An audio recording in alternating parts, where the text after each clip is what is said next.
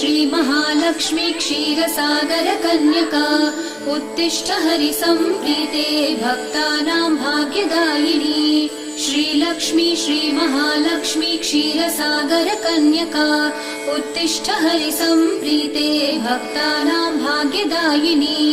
उत्तिष्ठोत्तिष्ठ श्रीलक्ष्मी विष्णुवक्षस्थलालये उत्तिष्ठ करुणापूर्णे लोकानां शुभदायिनी उत्तिष्ठोत्तिष्ठ श्रीलक्ष्मी विष्णुवक्षस्थलालये उत्तिष्ठ करुणापूर्णे लोकानां शुभदायिनी श्रीपद्ममध्यवसिते वरपद्मनेत्रे श्रीपद्महस्तचिरपूजित पद्मपादे श्रीपद्मजातजननी शुभपद्मवक्त्रे श्रीलक्ष्मी भक्तवरदे